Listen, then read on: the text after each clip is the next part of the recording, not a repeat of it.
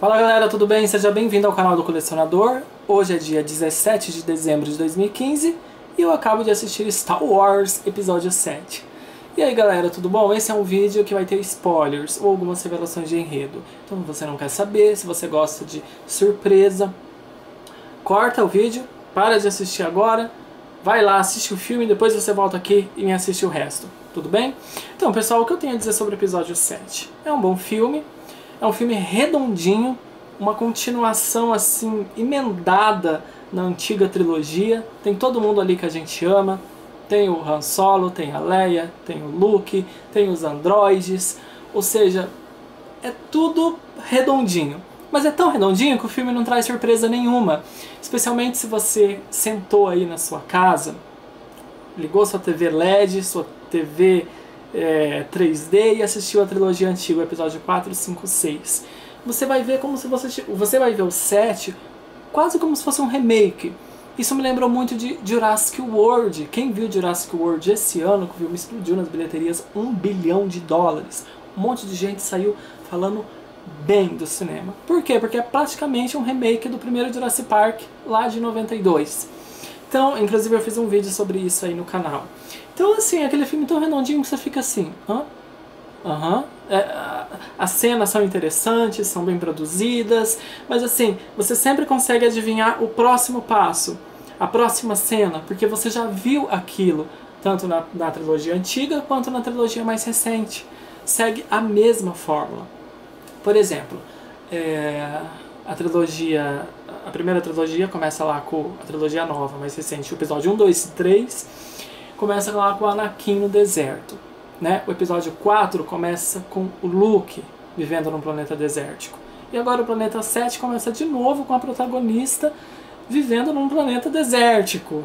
Tipo, vai seguir todas as fórmulas já conhecidas dos roteiros anteriores. Se você assistiu o episódio 1, você pode ver que o Anakin luta com o Qui-Gon Jinn, não sei falar direito esse nome, luta lá com o Darth Maul, como se fosse numa plataforma, né? Local fechado que você não tem para onde fugir, nem muito para a esquerda, nem muito para a direita. E a mesma coisa lá na trilogia mais antiga, o Luke enfrenta o pai dele uma espécie de plataforma, um local onde não tem para onde fugir. E a mesma coisa é esse, quando chega no final, você vai ver que a protagonista vai enfrentar o vilão. Quando você vê que o Han Solo vai enfrentar o vilão, novamente é numa plataforma e não tem pra onde fugir pra esquerda nem pra direita. E você olha aqui e fala assim, gente, esse é o final do filme. Você entendeu o que eu quero dizer que não tem surpresa? É um filme bonitinho pra você colocar lá no lado do episódio 6 e falar, é uma continuação, mas não existe surpresa nenhuma. Quem vai se surpreender, se isso é possível, quem não assistiu a trilogia antiga, o episódio 4, 5, 6. Ou assistiu há muito tempo, não lembra, falou assim, deixa eu ir lá ver Star Wars. Vai sair feliz do cinema. Outra coisa, como o Harrison Ford está idoso. Sério, ele foi aproveitado assim no filme, mas ele está muito idoso. Deu pra ver que é dinheiro e efeito especial que mantém ele ali de pé. Sério, o filme não explica porque o Chewbacca não envelheceu, ele tá tão jovem, até mais do que nos filmes da trilogia antiga. Eu podia ter falado ali, ó, a raça dele vive mais.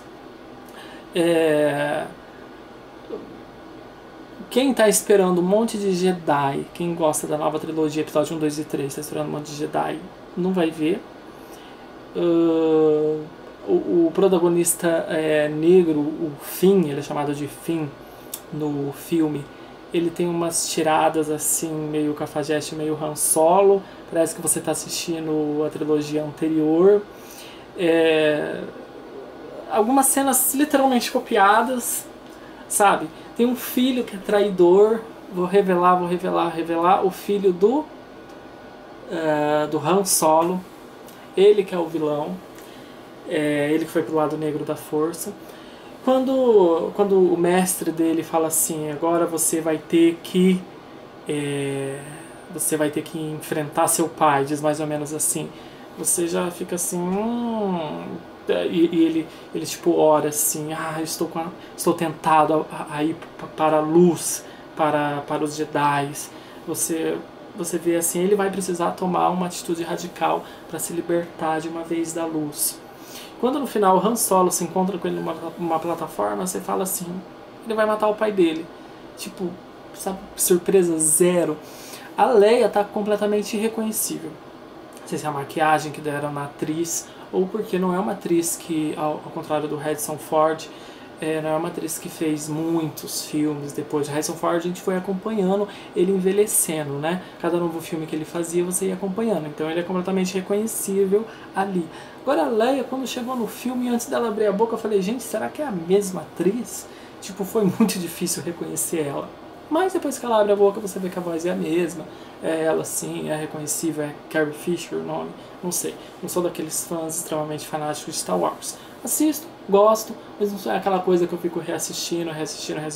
Não é um De Volta para o Futuro, para mim, por exemplo, ou um Jurassic Park original lá de 91. Então, assim, uma das grandes surpresas do filme é o BB-8, o robozinho, é claro. Uma coisa que eu estranhei é que a humana, a protagonista ali, humana, ela conhece a língua do robô. E assim, né, as duas trilogias anteriores era só o C-3PO que entendia o que o R2-D2 falava. Exceto quando o Luke estava dentro da nave, aí o que o R2-D2 falava aparecia assim na tela do computador da nave a bordo, né? E é estranho você ver assim um ser humano conseguir entender o que o BB-8 fala, porque ele fala em código, né? Uma língua meio codificada, eletrônica. Então é estranho isso, mas aí você percebe que só ela consegue entender o que ele fala.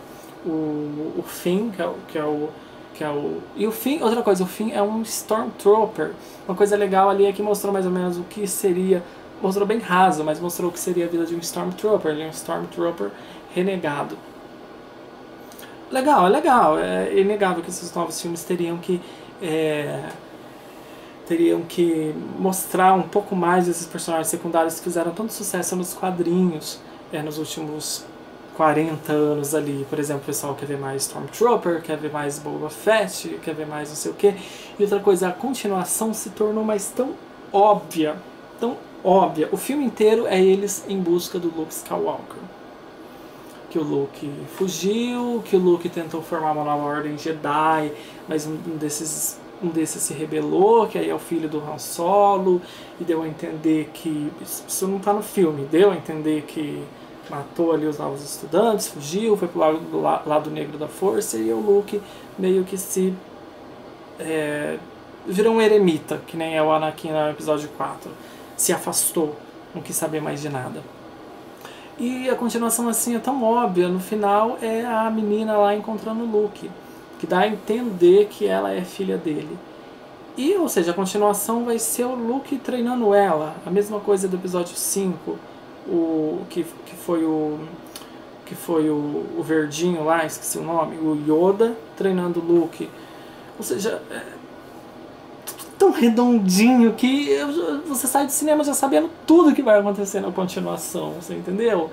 Eu espero que esse filme, a continuação venha logo, seja a diferença de somente um ano mesmo entre eles, porque é tudo tão óbvio que não tem novidade nenhuma, sabe?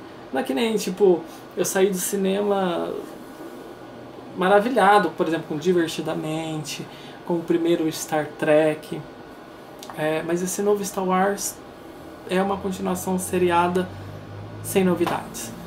É isso daí, galera. Até o próximo vídeo. Até que não revelei tanto. Revelei sim, mas enfim. Eu avisei lá no começo que tinha spoiler, viu? Quem quis, tá ok? Vou comprar sim quando sair. Vou colocar lá do lado do meu episódio 6. É um bom filme. Foi feito por fãs, por quem ama o negócio. Deu pra ver. Mas sem surpresa, sem novidade nenhuma. Tá ok? Até o próximo vídeo.